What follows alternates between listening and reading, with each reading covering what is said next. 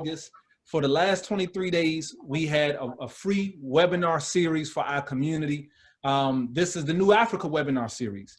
And today we have a special guest. This is our brother, philosopher, educator, Boyce Watkins. How you doing, brother? I'm doing good, man. How you doing, brother?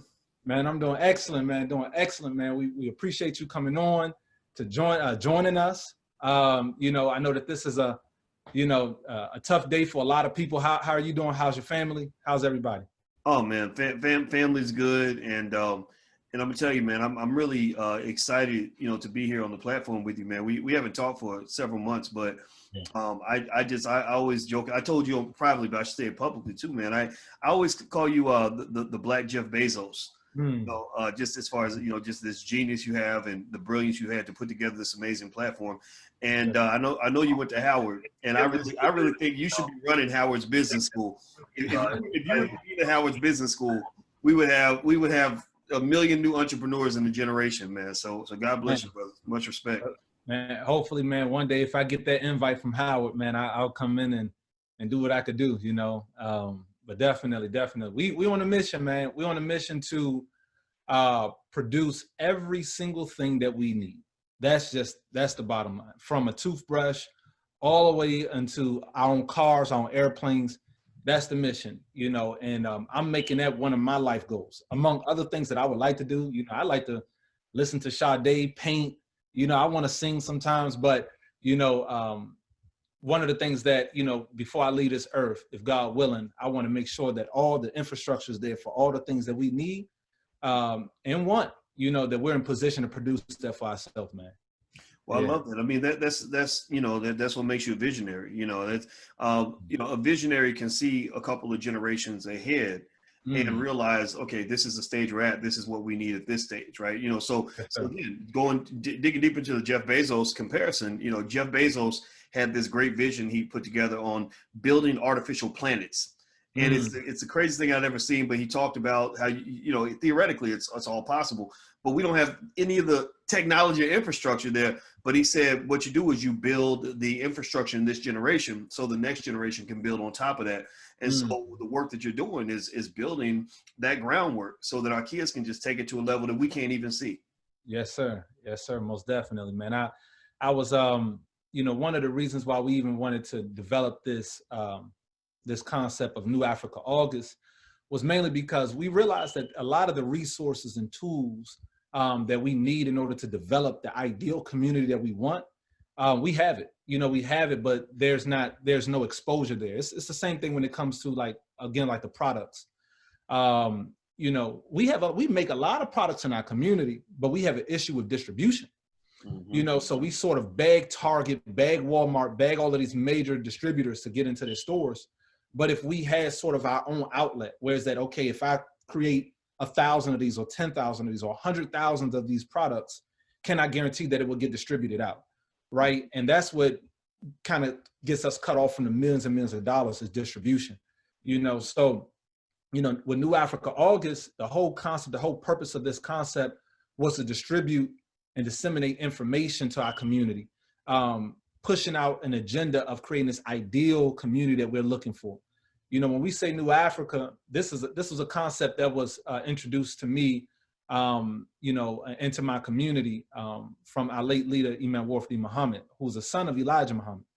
And his vision, when he talked about New Africa, he mentioned that there were leaders in our community that had mentioned this term before, with the same idea this term before, to create this this society in which everything that we need is produced by our own hands, is produced by us.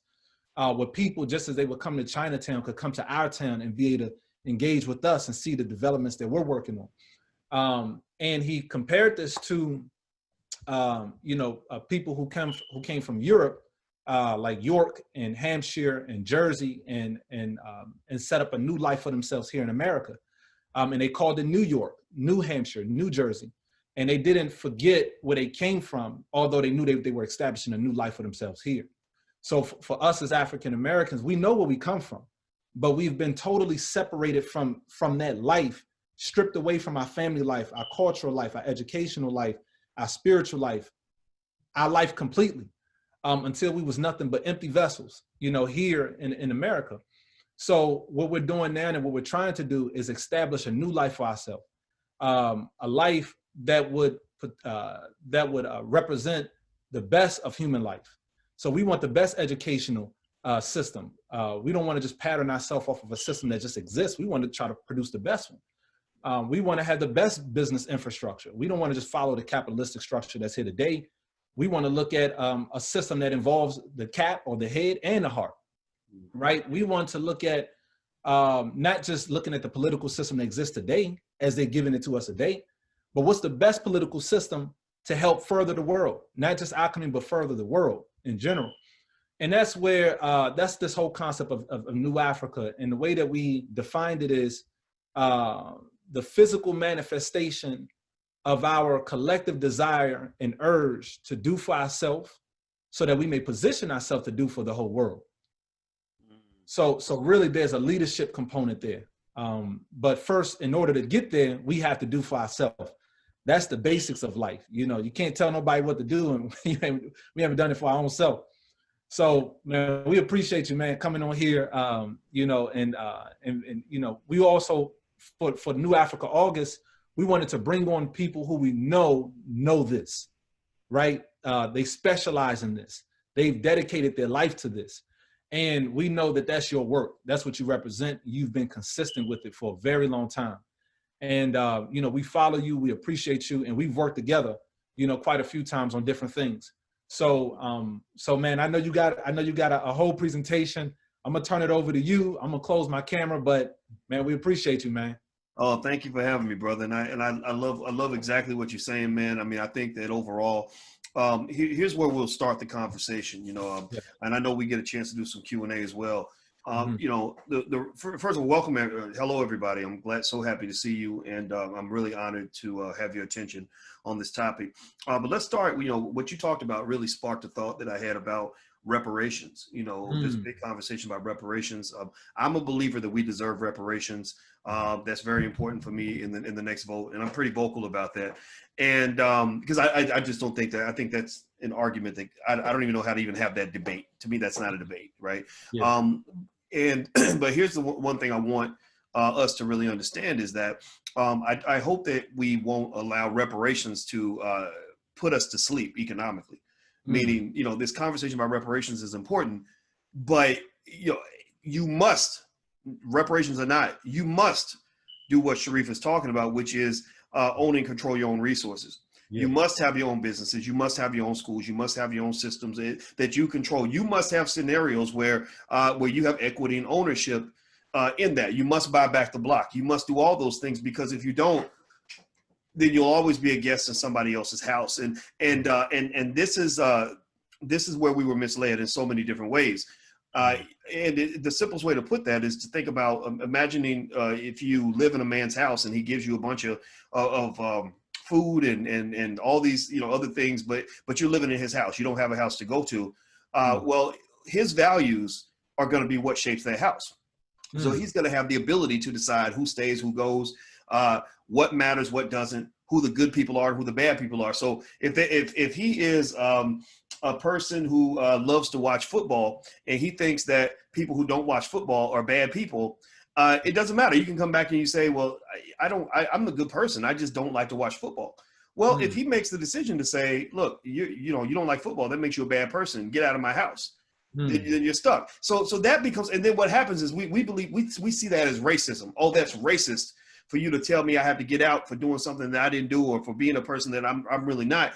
That's not so much racism as much as it is just power. Right? Power says that in my house, I make the rules. They don't have to be fair. In my house, I don't know about your house, Sharif, but in my house, this is not a democracy. We're not going to take a vote if you are a guest in my house. I might give you the illusion that you have some power, but the minute I decide that things are going to go in a different direction, that's going to happen because I'm the man of this house and she's the woman of this house, and we make all the rules. So the bottom line for Black people and all the people in our community that care about this message is that you must build a house. You must own a house. It must be yours. even if you go visit somebody else's house. So if you want to go work for other people, that's fine. I'm not shaming that, right? If you want to go partner with other people, that's fine. You should do that, right? You should participate. You should be a full participant in the global economy. But what you're missing is you're missing an anchor, right? You can't sort of float around and participate in what everybody else has got going on when you don't have a base that you can go to, because you're not ever going to have respect. Your friends will disrespect you even more than your enemies if they know that you don't have a base. If they look at you, it's like if there's a kid down the street who's always eating in my house every single day, I might feed him as long as I can, but I'm not going to treat him like he's one of my kids. He's not a family member. He's not a relative. If there's only, a little food left, I'm feeding my children first. And then I'm gonna look at him and say, well, ain't you got a house to go to? Don't your parents live down the street? Like where, and so for us as Black people, we are economic and political orphans. We don't have a house to go to. We're the little kids showing up at the house every day eating, and we really think that we're part of the family. You ain't part of the family. Wow. Right. So I think that just starting the conversation there is really important, and so we can go deeper into this. And by the way, I don't want to hold you up. You can stay or you can go. It's totally up to you. I didn't want you to feel like you had to hang it. Keep that going, man. Okay. Bet. Perfect. Let's do this then. Let's do this. All right. So here's what's really exciting to me. I'm notoriously pessimistic about a lot of things sometimes. I try not to be, but sometimes, I'll tell you, when I first started doing this stuff, I was on the faculty of Syracuse University. I had a whole bunch of book knowledge. I'd gone to school for a really long time. I got a PhD in finance, which meant I knew a lot of these things at a very high level, but it was also theoretical. I had the limitation that a lot of professors have, and this is why you have to be careful about those universities, is a lot of professors, they study the hell out of a book. They know a whole lot of theories, but most professors don't know how to make money. Most professors in business schools have never run a business. And most professors in most business schools, the ones, that put you in student loan debt for life, they don't know how to be Black. Most of them are not Black, including many of our HBCUs, unfortunately. I interviewed at your alma mater, Howard, and I remember being interviewed by a man from China. And a lot of my colleagues were from other places that were not here. And it's fine. I'm not judging. I'm just saying that that's what it is, right? So my limitation really came from the fact that I had to acknowledge the fact that I was a slave. I had to acknowledge the fact that I wasn't as free as I thought I was. I had to acknowledge that I wasn't as woke as I thought I was. Right? I thought that I was successful. I was not as successful as I thought I was. And I couldn't understand. I said, okay, I've done everything I'm supposed to do. I worked hard, went to school a long time, and stayed out of trouble. And I was making a lot of money, but I didn't feel free, and I didn't feel like an asset to the people that mattered to me. I was teaching a lot of kids who were not Black. Most of them were white and Jewish. They came from wealthy families, and many of them would go down to Wall Street and make a boatload of money. So I'm teaching them all these secrets to Wall Street. I'm really kind of the help. Right, I'm the educated nanny, right? Just like slavery, I'm educating these kids who are not Black and sending them off into the world doing these great things. So I said, my gosh, I really need to find a way to wire back into the community, and not in a superficial way. Right? Superficial way is, oh yeah, I volunteer at the boys club every Saturday, or I go back to the hood every now and then. That's not a real connection. That's not really elevating the community. A real elevation, a real connection is when you say, okay, I've transitioned my entire life so that I'm giving at least 30, 40, 50 hours a week to solving the Black problem, the Black wealth problem. So at that point, I dedicated my life to solving the Black wealth problem. But before I could solve that problem for everybody else, I had to solve it for myself. I had to figure out, what was going on with my life and how I could be free enough to even do what I wanted to do.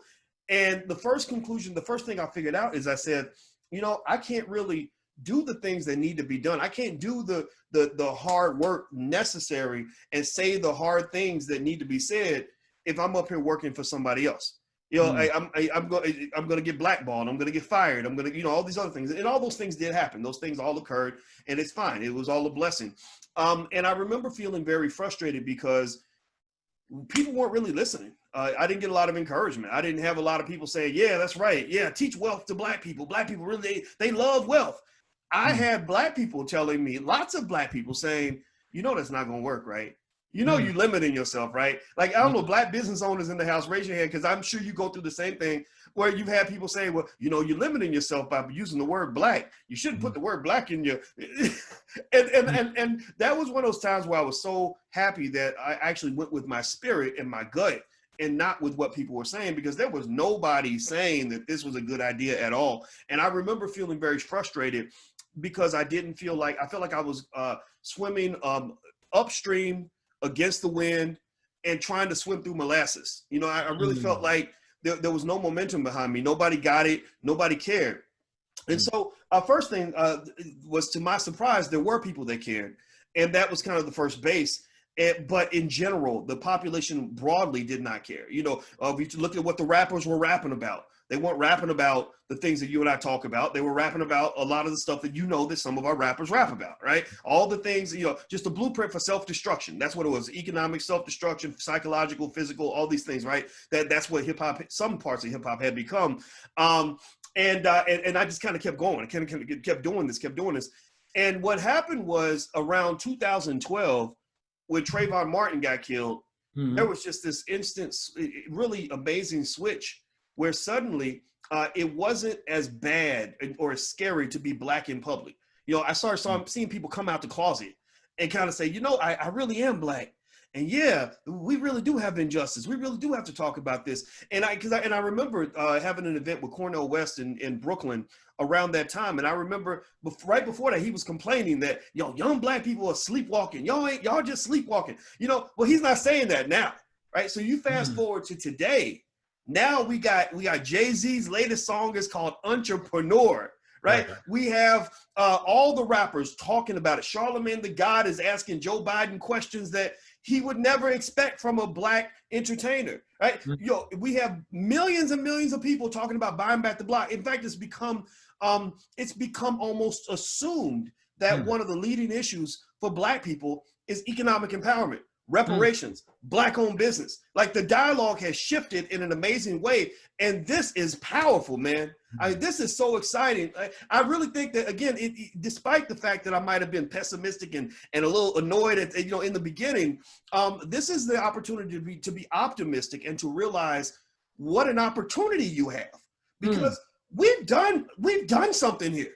You know, the work you're doing with We Buy Black and what we're doing, the Black Business School, and what other people are doing in the community, man. I mean, I really think that this is going to be something that our children and grandchildren and great-grandchildren are going to be talking about 100, 150, 200 years from now, you know? And so to that point, I think that now it's time to really settle in on this and continue to hone in on the simple work necessary to develop, as you mentioned, the infrastructure for the Black economic revolution. That's what I refer to this as. And the Black economic revolution is rooted in something that we call the Project 2070. Project 2070 is this. Look, let me explain it like this.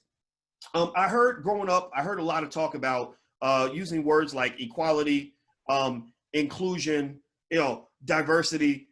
Those terms never interested me or excited me. Those were just the lamest, weakest terms. It never did anything for me. I said, look, I'm a competitor. I like to compete. I don't want to run a race and try to tie, right? I don't believe that power is something that somebody just hands you. Power is something that you have to fight for. I believe that we're in a competition, even with our friends.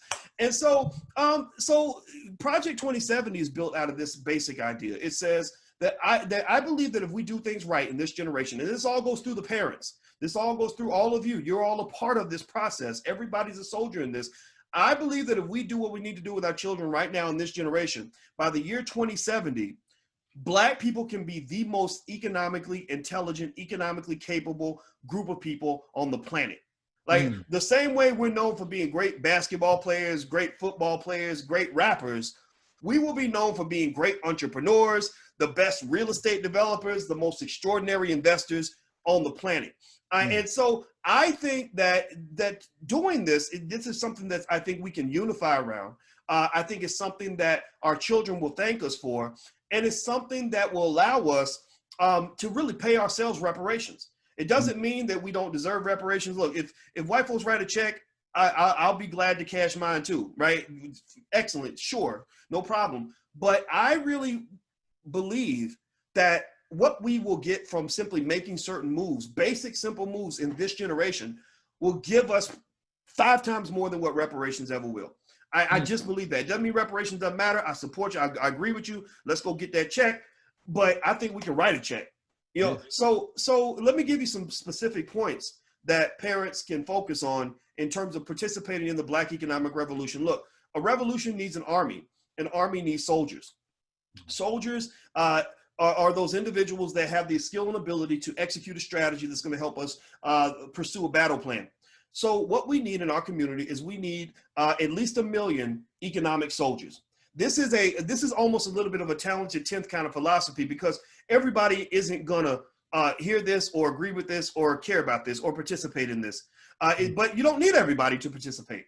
You just need your future captains of industry. You need the next Sharif Abdul Malik, right? You need the children that are going to be the leaders that will create jobs for the masses. Right? So you don't need everybody to do this. It's like in an army. You don't need everybody to join the army. You just need a few good men and women. So here we need a few good men and women.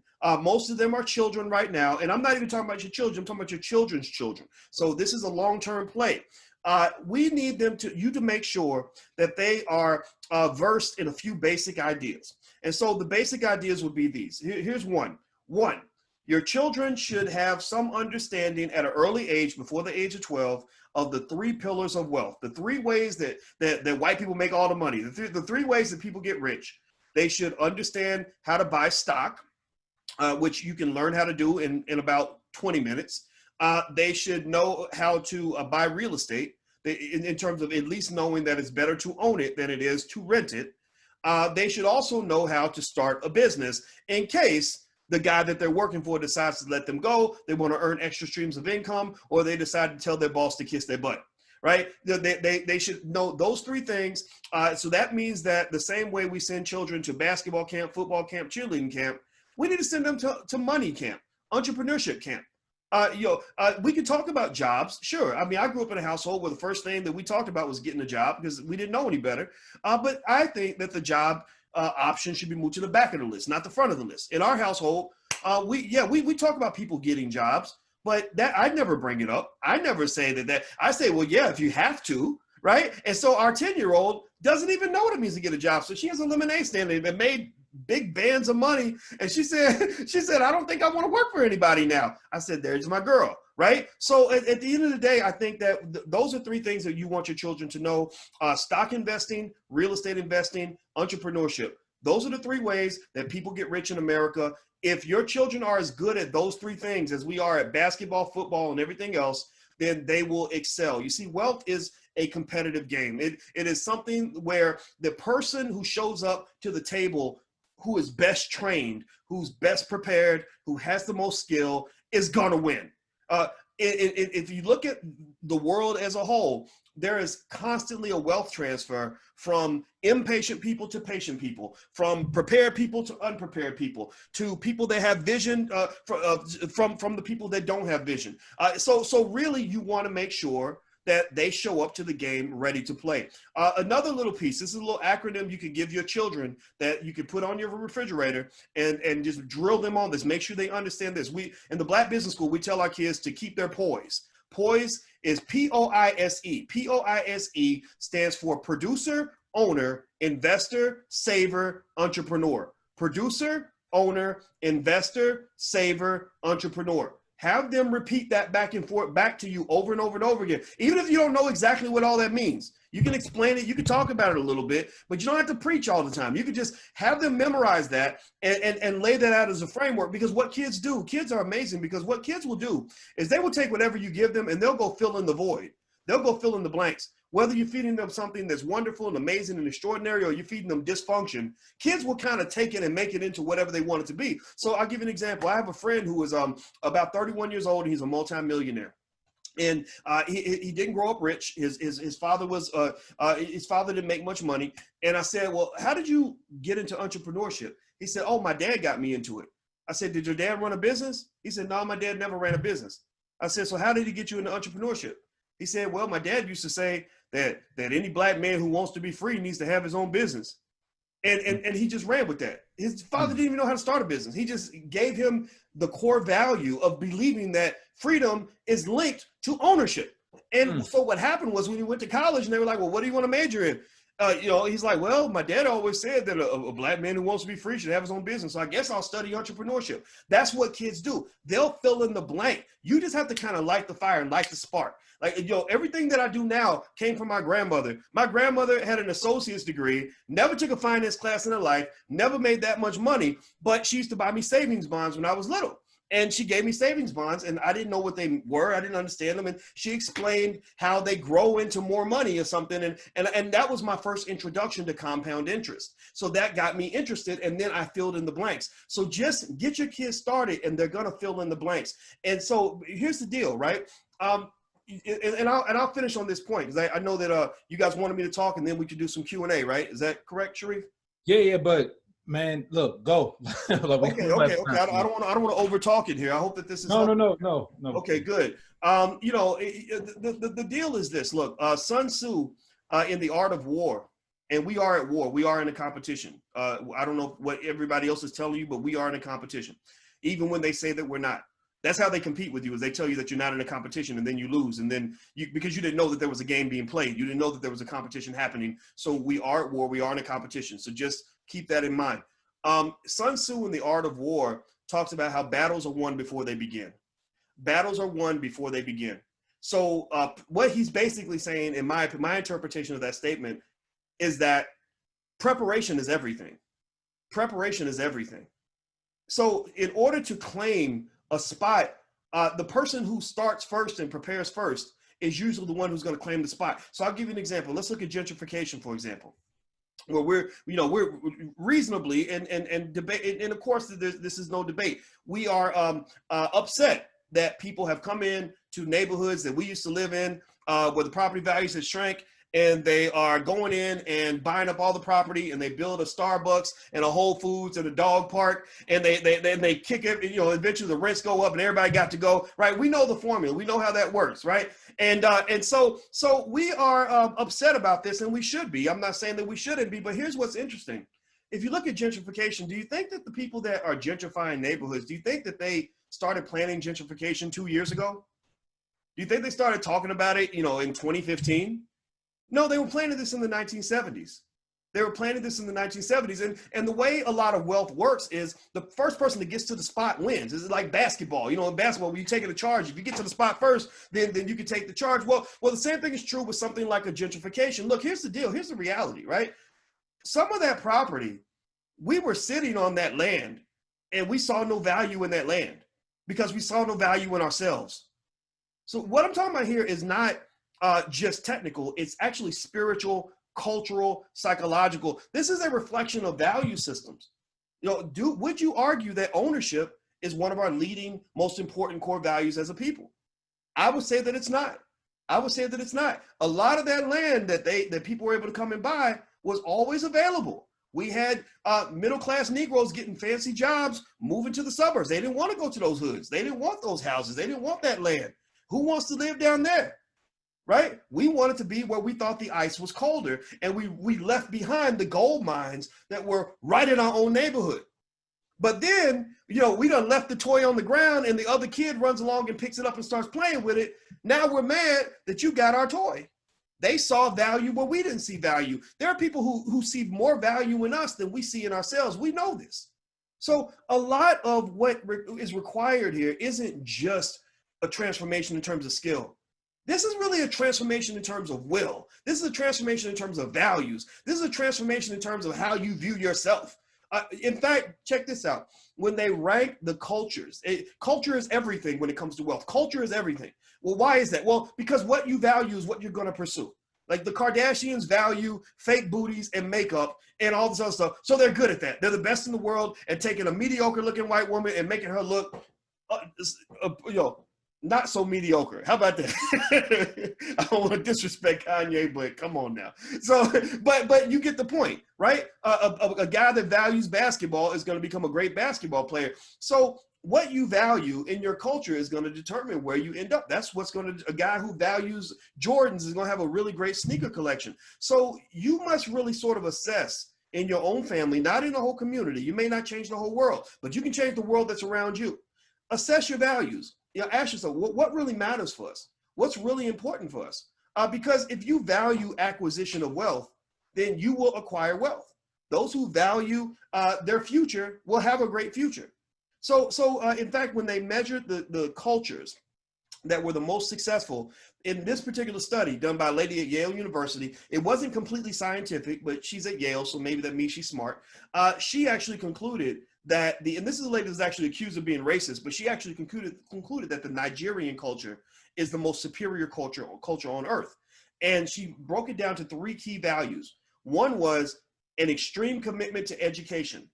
Many, not to typecast, but this is okay to stereotype, I think, because it's a good stereotype. Most Nigerian families really value education. Most of you probably have friends and family that are from Nigeria, and you know what I'm talking about. It's not always true, but it's true more likely than not. Number 2 was how you feel about yourself, self-esteem. Do you take pride in who you are? I think Africans in America can use a little work in that area. I don't really know if we value who we are, right? And then the third one was the commitment to delayed gratification. The commitment to delayed gratification. So much in media that is presented to us is built on instant gratification. I gotta have it now. I wanna have it now. I don't wanna sacrifice for the future. All this other stuff. That's not how people succeed, because the people that tend to build the most wealth, this is not gonna surprise you. The people that build the most wealth in America are the investors. And what is investing? Investing is simply planting a seed and letting it grow. It's sacrificing now so you can have more later. It's giving up something today so you can have more tomorrow. That's all investing is.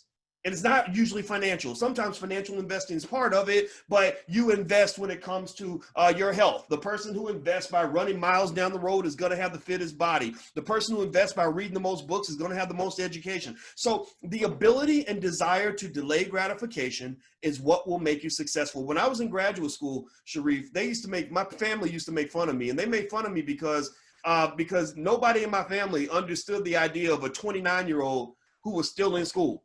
Everybody really thought I was a complete deadbeat. They really did. And even I started wondering, like, okay, this is kind of strange, because I didn't have any guidance on this. I didn't know any PhDs, especially not in finance, that were in my family or anything. But one of the things that kept me going in terms of making that investment, which still pays dividends to this day, is I remember reading somewhere where a guy said something very basic, where he said, I'll spend a few years living like nobody else will, so I can spend the rest of my life living like nobody else can. And so when people would ask me like, oh, you still in school, huh? Yeah, I would just say, I'm going to sacrifice now at 27 so I can live the life of my dreams at 37, 47, and 57. And that was an investment decision, because there are a lot of things I could have been doing with that time. A lot of things, and my friends are doing with that time that wasn't beneficial to them. So teach this to your kids, man. Teach this to your kids. Give them the skill, give them the resources, start investing for your children so they have something to play with. They have some wealth to kind of mess around with. We have a $5 a day investing plan in the Black Business School, literally $5 a day. If you invest $5 a day in stock for your newborn baby, that child's going to have hundreds of thousands of dollars in liquid wealth by the time they're 25 or 30 years old. That means they can play the economic game above the rim. They can play the capitalism game because they will have capital. They don't have to be a capitalist, but they can compete with the capitalists because they have capital. They can go get a home because they have capital. They can go and start a business because they have capital. They're not going to be sitting there playing strugglenomics. They'll be playing powernomics. Strugglenomics looks like this. Strugglenomics is when you have the most brilliant idea in the world. You could be the next Mark Zuckerberg, the next Sharif Abdul Malik, but you need $3,000 to get your business off the ground and can't even get $3,000. So you slave away working for somebody, paying off an insane amount of student loans because you can't get $3,000. Don't do that to your kids. That is child abuse. Prepare them for the future. Give them some resources, give them some skill, and then you'll be giving them some freedom. Because I'm going to tell you, I don't know a whole lot of rich people who don't do what they want to do. Most rich people I know, they do what the hell they want to do. They get up in the morning, and that's what's freedom. Freedom is the ability to make a decision on what you're going to do that day, right? Most wealthy people I know have a type of freedom that a lot of people don't know, because so many of us are trained to play strugglenomics as children. So prepare your kids for that. And the last point I'll make on this, the last little point I'm going to make, and then I'm going to be quiet, I'm going to zip it up and I'll answer questions, is this. Look, that whole thing about being proud and really believing in yourself and really taking risk, That's critical, especially when you talk about developing our business owners for the future. Jay-Z had the song Entrepreneur, where I hope that'll continue to spur a revolution of entrepreneurship. And let me tell you a little something about entrepreneurs and investors. Entrepreneurs and investors are risk takers. They're not crazy risk takers. They take what are called calculated risks, calibrated risks. Sharif takes risks, but I'm sure Sharif, because he's so smart, he thinks it through, he processes it, he makes sure he minimizes the risk, but it's still a risk nonetheless. I'm sure he can give you a long list of things he tried to do that did not work. So entrepreneurs and investors must be risk takers. And the thing about taking risks is it's like basketball. You're not going to hit every shot. You know, you're going to have some games where you lose by 20 points. But you have to prepare what is called fertile economic soil so that those brilliant young people in your family have the freedom to go take those risks, right? We do a lot of shaming in our family where anybody go through this, where you got family members where if you tell them that you got a new job, they cheer for you and want to have a party, but you tell them you're starting a business and they kind of feel sorry for you. You know what I'm talking about? You know, like, they'll hire you one day. They'll give you a job one day. Like, you know, maybe that person's not meant for a job. You see, here's what happens, right? We, and I'm going to use the term abort, not in a political sense, but because I think it's accurate. We abort a lot of our most promising young entrepreneurs and their possibilities because we don't support them when they want to go out and take a chance. So think about this. As brilliant and as amazing as Black people are, remember, you're the original man, the original woman. You survived the Middle Passage. They didn't. You survived the slave dungeons. They didn't. You survived 250 years of slavery. They didn't. So you are special. You really are. When people say, oh, they make fun of us calling ourselves the chosen people. I don't care. We are chosen. We are special. They can't go through what we went through. When you go through 400 years of what our ancestors have gone through, then come talk to me. Until then, sit down because we're going to take this thing over. So here's the deal. Look, you have geniuses everywhere in your community. The Black woman is giving birth to a genius every single second who could go out and create that billion-dollar company that employs 50,000, 100,000 people. So here's what happens, though, if you're not careful. You must nurture the genius that comes out in your children. So here's what happens. So you have a new baby that's born. He's the next Sharif Abdul Malik, or he's the next Mark Zuckerberg type person. He can go create a billion-dollar company that's going to make $10 million a day and do amazing things. So he shows that he's really good at computers at an early age. And then next thing you know, he's surrounded by these relatives who say something like, well, you're really good with that computer. Ooh, they're going to give you a good job. You're going to make a whole lot you might make 6 figures one day. So next thing you know, he's sitting up in college and he's not taking any classes on how to be an entrepreneur and how to scale up his business. He's learning how to go work for somebody so that some guy who's not Black, some company that's run by entrepreneurs can see his genius and say, ooh, we can take what he knows and we're going to scale it up and keep the money for our people in our community. You see, you got to face the fact that a lot of the reason that you don't get the wealth that you deserve as a people is because you're allowing others to extract that which is most valuable from your community. You're letting people take your entrepreneurs. You're letting people take your athletes. You're letting people take even those children that are in the public schools that are failing and make money off the kids. They're making money off you like crazy. So evacuating that system is something that has to happen immediately. I believe we need to take over this process. Our core values are, we believe Black people should educate our own children, create our own jobs, and support Black business. If we do those 3 things, then in the next generation, we will win. I'm done talking. Thank you all for listening. I appreciate it. Man, that was excellent, brother. Most definitely. I've seen quite a few questions coming through. So we're going to highlight some of these asked questions. One of them that I see here, the first one here, someone has a question. They said, is there a correlation between the acquisition of Black wealth and Black marriages? What do you think is the path moving forward in this regard? Well, first of all, healthy families is probably one of the most important things you should focus on. I'm getting married and we have a relationship coach just to make sure that everything is good, because divorce is, there's a documentary called Divorce Court by Dr. Drew, where he shows that $10 billion a year is made off of broken marriages and broken families. The average divorcee's wealth level drops by 70%, both the man and the woman, because the courts and the lawyers get all your money. And also we know that the lowest net worth in America is that of a single Black mother, which is $5, the median net worth. So family is a very important part of wealth. People in other countries understand this. They've known this for generations. You go to most countries and you find wealthy families. They've been structured in a certain way for many, many generations. We're the only ones that kind of think you can start over again. But wealth and family are deeply connected. So one important thing that anybody should do if you have a relationship or a marriage is think of investing in your marriage and your relationship as part of your overall investing strategy. Your family is an important institution in your life, probably the most important institution. And in fact, that is your first business, is your marriage, right? So handle your business, and then you can go handle your business. I don't know anybody, there are very few people I've ever seen who can have a bad home life and a destructive family situation and still go out and accomplish things. It's very difficult to do because you're drained from all the fighting you have to do with your spouse. So pick the right person. Take your time. Don't just pick him because he's handsome or pick him because she's cute. Take your time to make sure that you have somebody that you can really build with, somebody who wants to resolve conflicts as opposed to escalate them, little things like that. There are books out there on this, and you should read that as part of your overall investing strategy. Yeah, most definitely. As you say that, I was thinking about a lot of older business books. I guess the writers were a little bit more conservative, but they would say things like, it would be very difficult, or it's almost impossible to find a good person in business who's not good at managing their own household. They would make that correlation right there. Yep. And then I know, like, just even in business, if you want to duplicate yourself, you have to become vulnerable. So you have to let someone in onto your life, or let them in onto that part of that business. That could be your social media account, right? Like that could be whatever part of the business that you're running. Like, for example, we launched a fulfillment center not too long ago, and I put a plan together and said, well, I'm going to launch it. I'm going to do majority of the work for a month. I actually said 2 months. No, I'm sorry, I said a month. It turned into be a month and a half.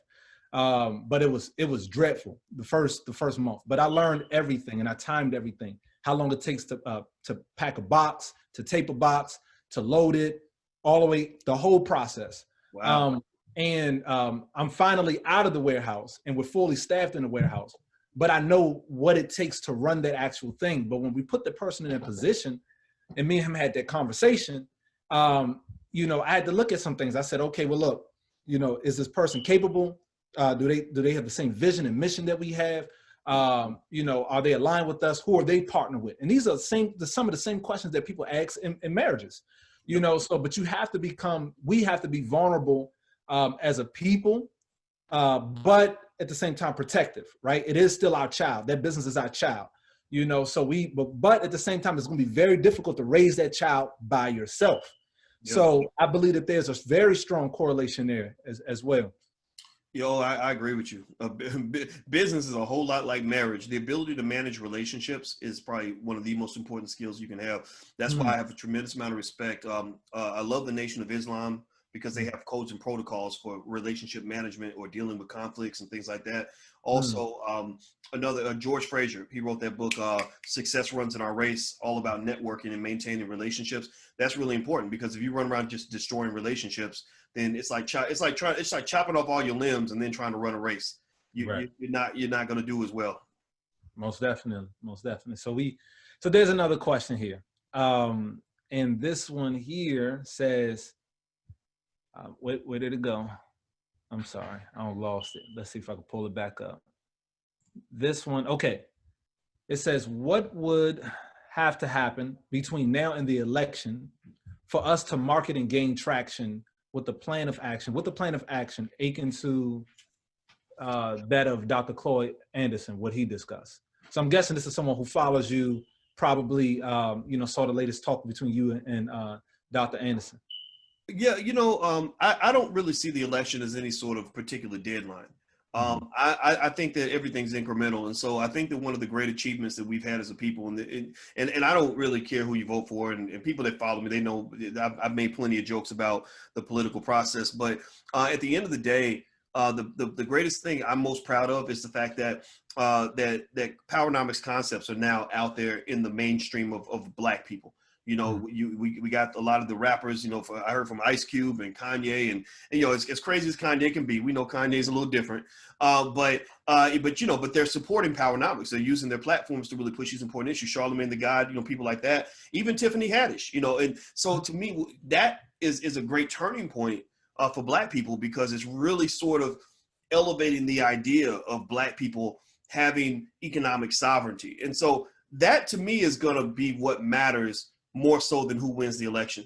I'm not, you know, maybe I'm biased, but I'm just not a guy that I sat here and I sat for years watching and being excited about whatever candidate was being elected. You know, all the way back, I remember in college, you know, I'm a little older than you, man. I remember when Bill Clinton got elected, how excited we were about that. And then eventually I said, man, there's got to be a better way. Let me try something else.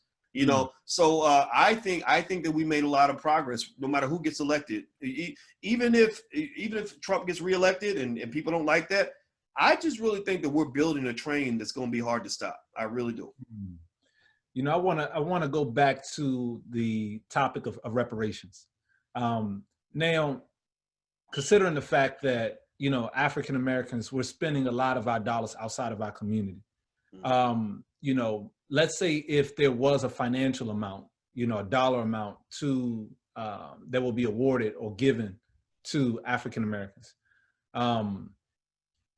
would you believe that same dollar amount will leave our community as quickly as we receive it?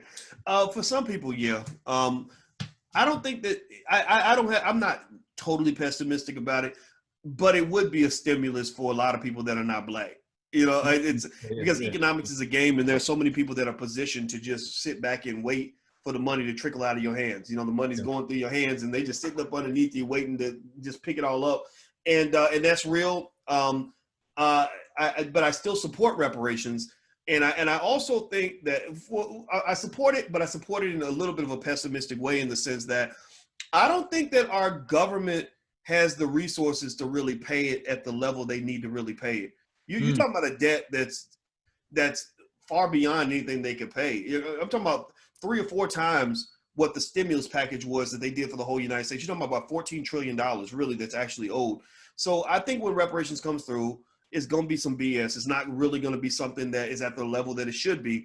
And we're going to be encouraged to accept it, because it'll be, you know, many will say, oh, it's the lesser of two evils, better than nothing, that kind of thing, right? That's kind of what we're used to in politics. I've heard some interesting ideas, though, that I think a little bit better, like, you know, maybe something with taxes. You know, if you're Black, you ain't got to pay taxes, or you get a big tax credit for a very long time. That would be a good start. I think I think that they could actually get away with some very easy investments in Black communities across the country, in terms of supporting the business owners and creating, you know, where we could create the jobs. So, you know, I think with reparations, I think that we have to remember a couple things. One, whether they write the check or not, you still have to own and control your own resources. That does not ever change. And then 2, we must make financial literacy and economic intelligence an important priority, so that when that check does come, or if things do change, we're ready to receive those resources and do something smart with that, right? And we're not stupid people, but we're not necessarily at a point where we have prioritized wealth building as much as we should. Yeah, there's a brother, Robert Bull. He says, I believe in buying back the block. I believe in poise, which the acronym that you described earlier. There also exists many racist policies which restrict our access to the financial system. Regardless of our level of poise, I believe we need to buy back the block and fight racist policies. Do you agree that we need to do this? And which one would you prioritize more? Buying back the block, because if you read Powernomics, which I suggest everybody take a look at that, Dr. Anderson's website is powernomics.com. He actually talks about all these issues, these political issues and things like that. And he talks about it as a multi-story building. And the foundation of the building must be built before you can go to the higher levels. And the foundation of the building is economic power. And then he says, okay, once you have economic power, then you can have political power, because your government is run by the people that have money. So your economic power gives you the ability to control the politicians, which then takes you to that next level where you talk about policing and things like that. You can control the police because you control the politicians, and then you get to education, right? So basically, I'm paraphrasing here, but he says that none of this really works if you don't have an economic base. The political system does not work for people that don't have an economic base. It just doesn't. It becomes an illusion. It's like having a driver's license and you can't even afford to get a car, right? You can't even, so if you got a driver's license and you can't afford to get a car, that means that somebody must provide the car that they might let you drive, but they usually won't give you the car and they won't let you drive it unless you're driving it where they want you to go, right? So you think you're empowered, but really you driving Miss Daisy, or they putting you in the back seat of the trunk and you ride wherever they want to go. Right? You need to be able to buy the car before you get the license. The car is more important than the driver's license. So voting is the driver's license. We need that, right? That's fine. No problem. Voting and participating in politics and civil rights and fighting racist policies. I agree with all of that. But you got to get the car before you go get the driver's license, because if you don't, then whatever you have, people can take it away from you really quick. And we've learned that already through what happened after the civil rights movement. Now, in closing, because you dropped a lot of gems in this conversation, and I see people still constantly asking questions. Some of them are repetitive. What are some of the things that you would say? Understanding this concept of New Africa. What are some of the next steps that we must take as a people, that we should prioritize as a people? And I would say that platforms like yours and like ours, what are some of the things that we can do to help foster and advance this? Well, first of all, patience is really important. It really is. Like we use another funny acronym, OPP, to talk about what it takes to really build long-term economic infrastructure. And OPP stands for opportunity, patience, and perspective. Right? So opportunity means identifying opportunities and utilizing that. Like a lot of times people see a problem and they get frozen up by the problem, whereas builders and entrepreneurs tend to see opportunities where others see problems. They see they realize, if I solve this problem, then that can be a wonderful outcome for me, right? So COVID, I think, was a great example where there were people who sat still in frozen fear, and then there were people who were making moves. And on an aggregate level, I mean, China was making moves. China used COVID to control Hong Kong. If you remember, they couldn't control Hong Kong, and then COVID comes along, and suddenly So what I'm saying is that when you talk about opportunity, identifying opportunities, patience means taking the incremental steps, knowing that it's not going to all happen tomorrow. You're really like a person that's trying to walk from New York to Los Angeles, and you're not going to get there in 2 steps or 3 steps or in half a day. It's going to take a lot of little steps in that direction, and you just got to know which direction you're stepping in. Perspective means having a broader long-term perspective. For example, in investing, those who have a long-term perspective are much better investors than people that are trying to make a fast dollar. Fast dollars, it doesn't work. Long-term perspective is where you say, I'm not worried about what happened today because I'm thinking about the next 5 years. And that even applies to life. When Alicia and I get into a debate or disagreement about something, I'll freeze up and I'll say, am I really going to care about this 5 years from now? And I'll say, no, I won't. So then I'll just stop talking. I'll say, let's talk about something better, right? So perspective is really important. And so with this, scenario in terms of developing the infrastructure, I think that we have to realize we have a big job in front of us. And most of our most powerful, most effective teammates are not even born yet. The people that are really going to take it to the next level is not. I don't think it's going to be me and you. They'll remember you. Maybe they'll remember me. But they're going to take it to a different level from where we are, because they're going to have more to work with. They're going to have opportunities that we can't even dream of. And what we do is we prepare them to receive those opportunities and really take them to the limit. And so I think at the very least, some basic things we could do right now is, one, we got to take over the educational process. COVID gave us a hell of an opportunity to do what we always knew we needed to do, which is to get our kids out of those poisonous public schools. Get your kids out of those toxic schools. Don't send them back. you got this. You can educate them better on YouTube than you can by sending them to that lady who doesn't even care about them at all. Just by the fact that you're giving them love as opposed to hate, that right there is 80% of it. When I was in school, I hated school, and it was because the people I went to school with hated me, right? If I'd been around people that loved me, I would have probably seen my potential much earlier. I wouldn't have made those D's and F's on every report card. So taking over the educational process is something we can do. The support of independent Black-owned schools, very important. We have the schools. We have the schools. Muhammad University of Islam educates 12-year-olds like they are graduate students.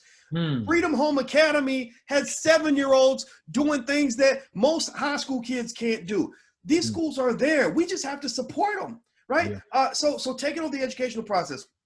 You go deeper into supporting Black businesses, right? Building and supporting Black businesses. So that's a seesaw. It's a love relationship, like between a man and a woman, right? The man does his job, the woman does his job. Next thing you know, a beautiful baby's being born. So the producers and the consumers in the Black community both have a job to do, right? If I'm a consumer, I'm buying Black. I'm looking for the opportunities to circulate the dollars in my community, et cetera. But on the other side, what you're doing is really important because you're challenging the consumers to fulfill the need, right? We've convinced the consumer to buy Black. The producer must produce Black. What are you giving them options, right? So I think that if that seesaw is really worked out, and you've done a great job with that, and I think in the Black Business School, I love the fact that we've been able to educate a lot of people to prepare to be on code for the type of economic infrastructure that we need. And then there's a lot of other people doing great work too. I think what you're seeing is you're seeing the circulation occurring. You're seeing the developing of infrastructure, the development of an economy, the development, most importantly, of the psychology necessary to build a Black economy, right? The habits, the habit of buying Black, the habit of building Black, the habit of getting things from Black, even little basic things like stopping the leakage of massive amounts of wealth that was occurring through student loans. People don't know this, but the number one reason that when they predict that Black wealth is going to trickle down to zero by 2053, the number one variable in that decline is student loans, right? So you're being hit hard because the area where you think you're making the most progress is where you're actually going backward the most. Wow. And most people know somebody who is deep in student loan debt, ain't got no plans to ever repay it, and is going to die in debt. Well, in the economic game, if you die in debt, you didn't win the game. You may not have lost, but you didn't win, right? So ultimately, I think just the fact that you now have lots of spaces where people are learning online, right? Again, COVID did this, and I'm happy that it did. I don't like COVID, but this was a great move for our people because now you're seeing millions, if not billions of dollars being reallocated to buying Black, getting education through Black channels, and being a part of the Black economy. And if we do that, then at the end of the day, I think we're going to build something powerful. So to summarize that point and close it up, here's the deal. Here's how easy this is. If you really want to look at a simple framework, we have that $1.3 trillion a year that goes through our pockets. That's enough money such that if we were a country, we'd be one of the 10 richest countries on earth. Black people are not poor. We can't be poor. If we're poor, then Mexico and all the Colombia and all the countries we have more money than they're super poor. That's not true, right? So we have what we need. We have everything we need. The problem is that your money is flowing out the window, right? So it's like in your house, your air conditioner is blasting, but your windows are open, so the house is hot. So you don't need a better air conditioner necessarily. All you got to do is close the window. So if we take that 1.3 trillion and simply found a way to redirect 10% of that 1.3 trillion, 10% of 1.3 trillion is $130 billion. That's 10, 20 times more money than it would cost to buy the entire NFL. That's enough money to create thousands and thousands of Black millionaires every single year. Dozens of Black billionaires every year if we wanted to, right? We've got what we need. We just have to sort of learn how to work it a little bit better. And I think that's what's going to make us successful. So I'm happy that there are people here that just haven't given up on us because I'm really optimistic. I'm more optimistic about the future than I've been in a very long time. So we just got to go in there and get it. And most definitely, man. As you was mentioning that, my mind went to, just how layered these things are economically that sort of separate us from other people. And there's a person here that I'm working with in Atlanta that have to order about 95,000, have to get 95,000 shirts. And, as we were sort of doing the research behind this, it's like you have, so when you're doing the research behind this, you have the person that owns the cotton plantation, cotton farm, right? And then you have these companies that get the cotton and they make these shirts. So you have these larger brands that are not Black owned, right? So a lot of people who are wearing shirts, they're wearing Anvil, Gildan, Fruit of the Loom, on and on and on, but non-Black owned companies, right? Then you have these distributors. So then you have these large distributors where you probably got Alpha Broder, you have S&S, you have, whatever these other ones are, Atlantic Coast Cotton. So then after that, then you have the retailers, right, that are getting these shirts from them, and then they're selling it to us, right? Then they're selling it to us. We're running to Foot Locker and to all of these different stores and buying these shirts, but the cotton was free. The cotton was free. It was sold at a very low rate to the person that made the shirt. The shirt is made in pennies, and then it gets to the distributor, who then sells it to the retailer for about a couple of dollars, $2 or whatever. And then when it gets to us, we're spending $20, $30 for that shirt. So we're left out on so many different levels, but it all goes back to the land. It all goes back to the land.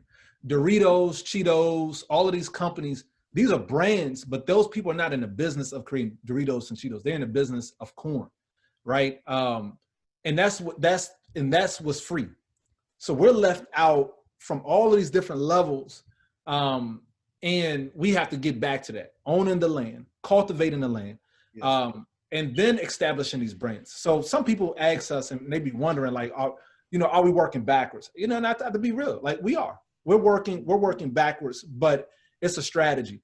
It is a strategy. Whereas that for right now, I think that the most important thing for us to do right now is, especially when you're talking about the psychology of our people, we didn't own a toothbrush. We just didn't have a toothbrush on the market just a couple of years ago. So, and it was celebrated in our community, but this is something extremely insignificant. It's just a toothbrush.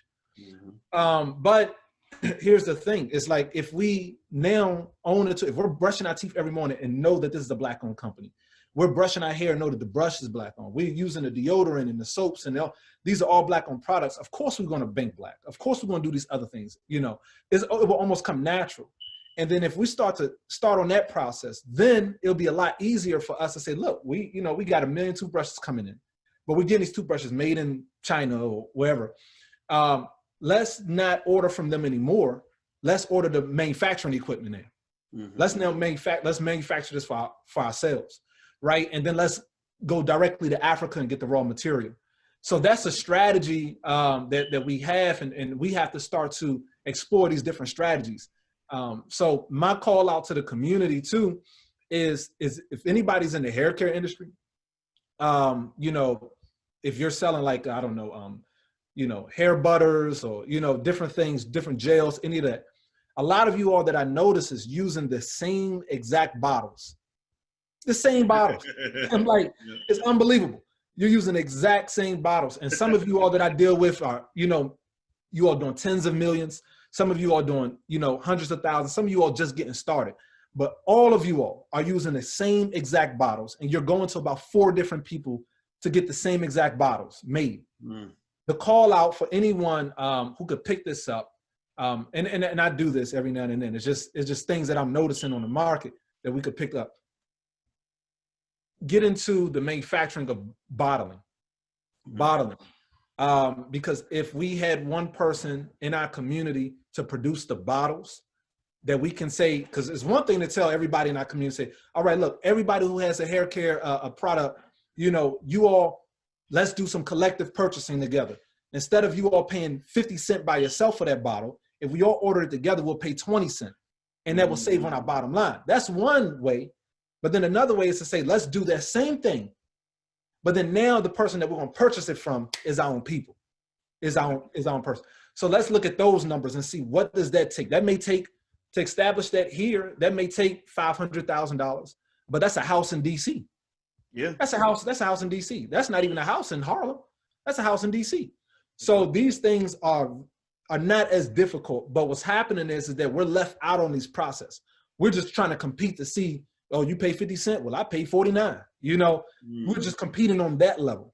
You know, so man, I love that, man. I mean, I think that taps into something that I think we really want to make sure our kids get exposed to is, you know, there are so many fascinatingly simple and hidden ways that other people are becoming millionaires and billionaires in this country.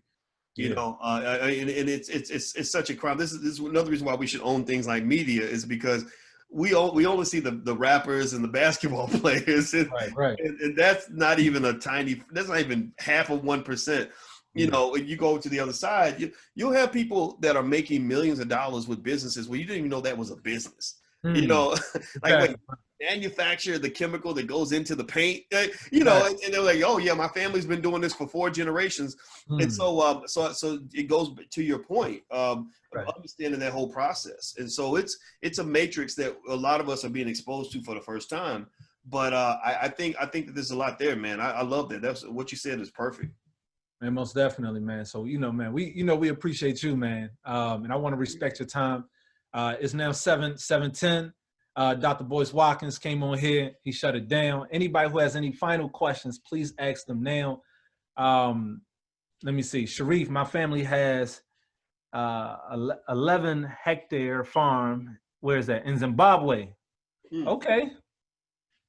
Let me see. I keep hearing you are looking for connections to produce markets abroad in our community. Most definitely. Most definitely we are. You know, we as I mentioned, you know, Africa is our family, is where we come from, you know, and I think we're on to something very major. But I believe that, you know, African Americans, I believe we have to break.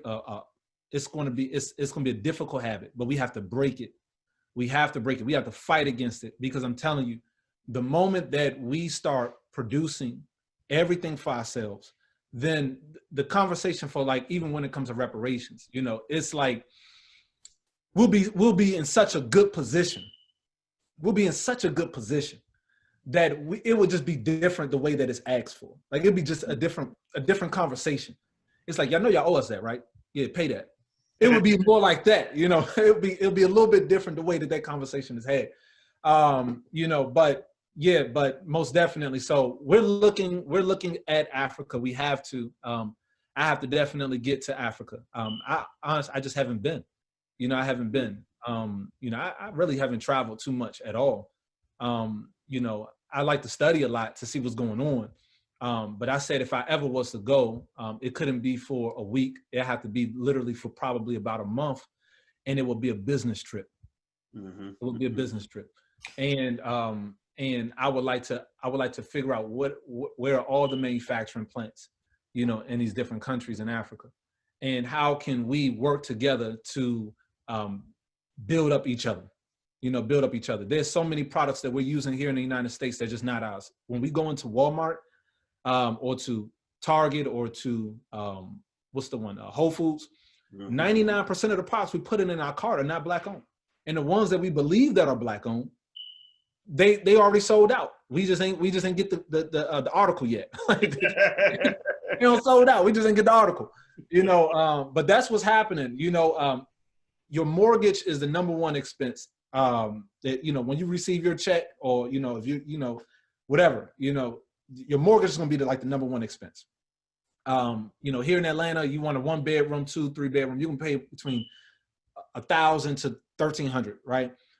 For people that is making $3,000, $4,000, you know, a month, that's a third of your income. So a third of your income out the gate is going to someone right now that is not Black, not in our own community. You know, we're renting, you know, we don't own the property. So a third of our income right now is going to someone that's not in our own community.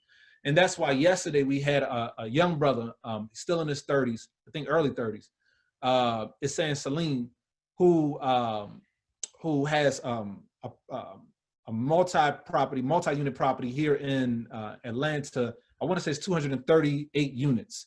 and this is one of his developments in his portfolio.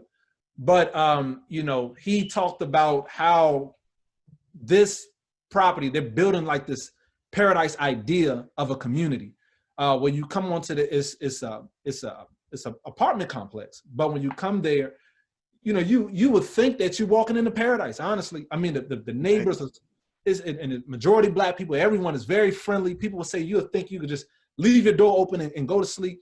They got a small farm on that property, the gardens on that property. It's a very beautiful site.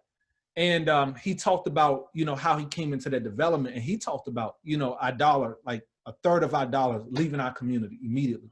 Mm-hmm. And then after our rent or mortgage, after our rent or wherever we leasing, then you're looking at our the second highest expense is our groceries.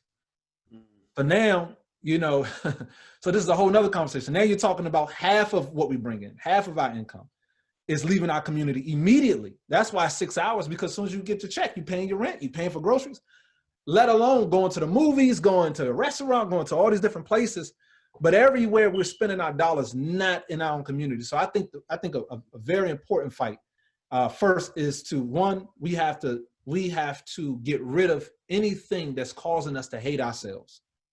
Anything that's causing us to hate ourselves, then we have to get rid of that in our community. That could be images. That could be, we know a very detrimental image was a white Jesus in our community. We know that. So removing these images, wherever we see them, removing them. And then practicing self-love, love for each other. It's going to be difficult. You're not going to be able to go into any definitely not going to have a successful business or marriage if you don't love that person. You're not going to be able to do anything if you don't have love for that person, business relationships, etc. You're not going to want to buy Black if you don't love Black people. Like it boils down to love, you know. Yeah. After we love each other, then we have to start looking at these different things like, okay, how do we establish, you know, multi-unit properties with all of our people who are renting from this place here, and we got $1 million going into that building a month. There's 1,000 units, everybody paying $1,000 over there. How do we establish a multi-unit here where we have 1,000 units here and everybody's paying $1,000 a month? Immediately, you will see millions of dollars come back to your community. When you set up a grocery store in your neighborhood, which we're working on here in Atlanta, when you set up a grocery store, then, you know, if the average family is spending $400, $450 a month in groceries, and you take 1,000 families, right, which is not a lot of families, but if you just take 1,000 families, then that's $450,000 every single month that will come right back into your community. And that's if the grocery store is Black owned. But what about if the grocery store not is just Black owned, but majority, if not all of the products on the shelf are Black owned? Mm. That's a whole different ballgame. When a sister launched a grocery store out in California, we flocked there. It was the headline.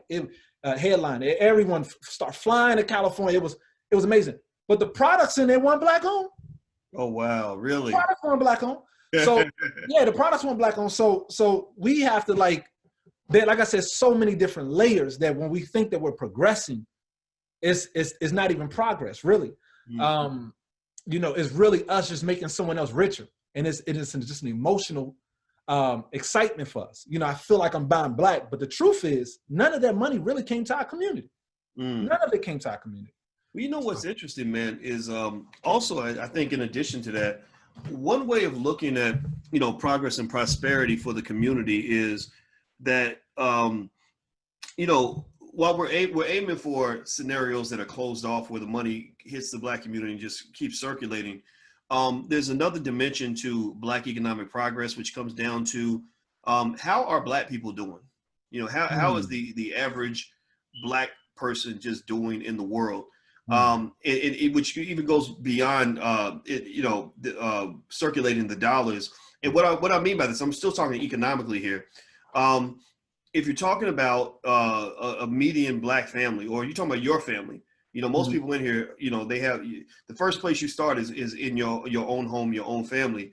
Right. Are they in a position where they feel financially free and secure? Right. A Black person can be financially free and secure, even if they're buying Black, say, you know, whenever they can, but what also is going to play a big part in your ability to be doing well in the world is, are you invested? You know, do you have assets or liabilities? You know, are you a consumer or producer? You know, what are you just financially safe? You know, and so imagine this, right? So imagine if we weren't immediately able to achieve every goal we have as far as buying black and things like that, which we know is very important. But imagine if we just flooded the market with so many black entrepreneurs that the black entrepreneurs and investors were just everywhere. You know, we were buying property. Maybe we're buying a white neighborhood, or we buy a neighborhood where the people that live there are Italian. You know, they just get used to having black landlords or whatever the case may be. And as a result, those individuals, because they have that economic consciousness, they're allocating resources to the black community. They're hiring black people. They're buying black products. They're investing in other black entrepreneurs. I think that we can achieve a type of power from that too, right? Like, for example, with the Jewish community, you've got some areas and enclaves that are 100% Jewish. Jewish owned this, Jewish owned that, money circulating in the Jewish community. But then you just have Jewish people that are just out, just living, that are still very successful. They might own your bank. They might own the TV network. They might own the grocery store, right? And they don't care necessarily. They may not care whose products are there or who's shopping there. It's owned by the Jewish guy. You know, so to some extent, the Jewish community, and I'm using this as a positive example, actually, in terms of what they did. You know, no anti-Semitism type thing going on. You know, the Nick Cannon stuff got on my nerves. But, you know, I think it's interesting how you got this community where when I look at the way, say, a Jewish kid is raised, from what I know, I see I do see some commitment to circulating dollars in the community, but I see an even greater commitment to just making sure you're financially intelligent, so that wherever you are, even if you're in a place where nobody around you is Jewish, you're still going to be the person who ends up with the wealth, because you're going to make smart economic decisions, right? Like you're going to aim to be an owner, and that's a conscious choice. It's a choice to decide, you know, I don't really want to waste my money. You know, one of my friends lived in New York, and real estate in New York is very expensive, but he said, I was raised in a family where you really want to own property. So he did what he had to do, and he didn't go out, didn't go to dinner, didn't do whatever for about a year, so he could save up enough money for a down payment, because that was a priority. So even if he spends his whole life surrounded by white people, he's still a property owner. You know, he's still the landlord, which is actually what he does right now. Right, he's still financially secure. So I think that in addition to that, I agree with what you're saying. I think that the community aspect is critical, because then that allows us to create these economies that we're seeking to create. But I think also, in addition to that, I think just sort of being committed to saying, just as a cultural norm, even a black person who's surrounded by people who are not black, the black guy or the black woman is going to be the one who accumulates wealth, because they're going to make certain choices that will put them in a power position. Yes, sir. Most definitely. All right, y'all. That's Boyce Watkins, Dr. Boyce Watkins, here on the segment today. This is New Africa August, the 23rd day of New Africa August. For all of August this year, because of COVID-19, we had a free webinar series where you will hear from different intellectuals and people who are just actually out here doing the work that can help us establish the life that we want, the life that we pray for, the life that our ancestors prayed for. We have a month for ourselves, you know, Black History Month, which we celebrate and recognize our history. But New Africa August is for us to look at where we are now and start to plan and put together a system for our future. And New Africa, again, this is a concept that we have in our community, which we have defined as the physical manifestation of our collective desire and urge to do for ourselves, so that we may be in position to do for the whole world. And I have to speak to that last piece there, because I know the sentiment in our community is like, nah, man, we don't need to do for the whole world. We just need to do for ourselves. You know, I get that. I get that. But that's leadership. Leadership is key. You know, if you only focus in on doing for yourself, then there's going to be a certain mercy that you're going to miss out on, that's going to cause your own destruction. It's going to cause your own destruction. So let's be mindful of that as a people, that the world is global, the world is, we're living with other people. But there's a priority on doing for ourselves. There's a priority that we have neglected, or that has been stripped away from us, and that does not really exist for us. but we're going to prioritize it. We're going to put it at the forefront that we must do for ourselves to take care of ourselves. And when we do that, we will be in position to compete, but also to lead the world. So thank you all for joining us every day for the rest of this month at 6 p.m. You all will catch the free webinar series, New Africa webinar series, where you'll hear from brilliant minds that's going to help us get to that next level. So thank you, Dr. Boyce Watkins. We always appreciate you, man. You, any final words, brother? No. I mean, if anybody wants to come hang out with us at the Black Business School, you're welcome to do that. I think that we can provide some support for what you're doing at We Buy Black. Similar to while I was at Indiana University, and I saw that there was this building and it was paid for by Caterpillar. And I said, why would Caterpillar pay for a building on this campus? I said, oh, that's right, because Indiana University educates the business school students, and then they go and they work with Caterpillar, stuff like that. So I think building the economy requires different infrastructures that allow us to train our own and prepare them, to enter into this new space that we're building, man. So I love what you're doing, brother. And I know we don't get to talk much, man, but my respect is on 12. On a scale of 1 to 10, I respect you at a level 12. And thank you, everybody, for listening. I've had a wonderful time. It was an honor to be here. Most definitely, most definitely. Where can people connect with you? For all those that is watching us on Facebook, what link could they click to connect with you? If you want I would like to give everybody who would like to read it a free copy of my book, It Takes a Village to Raise the Bar. And you can get that free book at allblackeconomics.com. That's allblackeconomics.com. So you go to allblackeconomics.com. You can get the free book, and you also be on our list. And we supply tons and tons of free information from the Black Business School, and we're going to just keep it moving and be very consistent. Yes, sir. Yes, sir. Well, you definitely got us as a supporter. We appreciate you. Thank you for everybody that joined in. We'll catch you all tomorrow. Peace. All right. Peace.